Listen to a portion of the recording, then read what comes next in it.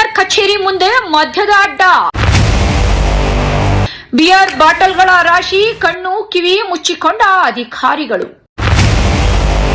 Hi hello ನಮಸ್ಕಾರ, supreme ಟಿವಿಗೆ ಸ್ವಾಗತ.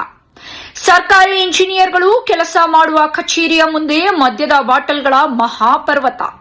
ಗುಟ್ಕಾ, ಓಟಿ ಪ್ಯಾಕೆಟ್, ಸಿಗರೇಟ್ಗಳ ಮೇಲೆ ಕಾಲಿಟ್ಟು ಕಚೇರಿಗೆ ನುಗ್ಗುವ ಅಧಿಕಾರಿಗಳು. ಕಸ ಗಿಡಗಂಟಿ ನಡುವೆ ಸರ್ಕಾರಿ ಕೆಲಸ. ಶಿಗ್ಗಾವಿಯಲ್ಲಿ ಸ್ವಚ್ಛ ಭಾರತಕ್ಕೆ ಕೊಲೆ. ಇದು ಯಾವುದೋ ಬಾರ್ನ, ಮದ್ಯದ ಅಡ್ಡಾನ, ಗುಂಡಾ ತಾಣವ? ಇಲ್ಲ ಸರ್, ಇದು ಶಿಗ್ಗಾವಿ ತಾಲೂಕ್ ಪಂಚಾಯತ್ ವ್ಯಾಪ್ತಿಯಲ್ಲಿರುವ ಸರ್ಕಾರಿ ಇಂಜಿನಿಯರ್ಗಳ ತಾತ್ಕಾಲಿಕ ಕಚೇರಿ.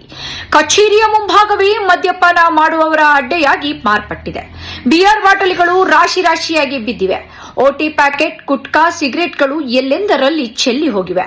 ಆದರೆ ಈ ಎಲ್ಲಾ ಅಶುಚಿ ದೃಶ್ಯಗಳನ್ನು ದಿನನಿತ್ಯ ನೋಡುತ್ತಲೇ ಕಂಡು ಕಾಣದಂತೆ ಇಂಜಿನಿಯರ್ಗಳು ಹಾಗೂ ಅಧಿಕಾರಿಗಳು ಅದೇ ಕಸದ ಮೇಲೆ ಕಾಲಿಟ್ಟು ಕಚೇರಿಗೆ ಹೋಗ್ತಾ ಇದ್ದಾರೆ.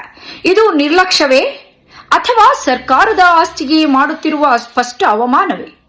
ಸುತ್ತಮುತ್ತ ಗಿಡಗಂಟಿ ಬೆಳೆದು ಕಚೇರಿ ಪರಿಸರವೇ ನರಕದಂತಾಗಿದ್ದರೂ ಸ್ವಚ್ಛತೆ ಮಾಡಿಸಬೇಕಾದ ಅಧಿಕಾರಿಗಳು ಕಣ್ಣು ಕಿವಿ ಮುಚ್ಚಿಕೊಂಡಂತೆ ವರ್ತಿಸುತ್ತಿರುವುದು ಜನರ ಆಕ್ರೋಶಕ್ಕೆ ಕಾರಣವಾಗಿದೆ. ಸ್ವಚ್ಛ ಭಾರತ ಅನ್ನೋದು ಸರ್ಕಾರದ ಘೋಷಣೆಯೇ ಸರಿ, ಆದರೆ ಶಿಗ್ಗಾವಿಯಲ್ಲಿ ಅದು ಕೇವಲ ಕಾಗದದ ಮೇಲಿನ ಮಾತೇನಾ? ಸಾಮಾನ್ಯ ನಾಗರಿಕರು ಕಸ ಹಾಕಿದ್ರೆ ದಂಡ ಹಾಕುವ ಅಧಿಕಾರಿಗಳು ತಮ್ಮದೇ ಕಚೇರಿಯ ಮುಂದೆ ಇಷ್ಟೊಂದು ಅಶುಚಿ ಇದ್ದರೂ ಮೌನವಾಗಿರುವುದು ಯಾವ ನ್ಯಾಯ, ಯಾವ ನಿಯಮ? ಇದು ಕೇವಲ ಬೇಜವಾಬ್ದಾರಿತನವಲ್ಲ, ಇದು ಸಾರ್ವಜನಿಕ ಆಡಳಿತದ ಮೇಲಿನ ಅಪರಾಧ. ಇದು ಸರ್ಕಾರದ ಘನತೆಗೆ ಬಿದ್ದ ಕಪ್ಪು ಮಸಿ. ಇನ್ನಾದರೂ ಸಂಬಂಧಪಟ್ಟ ಅಧಿಕಾರಿಗಳು ಎಚ್ಚೆತ್ತುಕೊಂಡು ಈ ಮದ್ಯದ ಅಡ್ಡಾಗೆ ಬ್ರೇಕ್ ಹಾಕ್ತಾರಾ?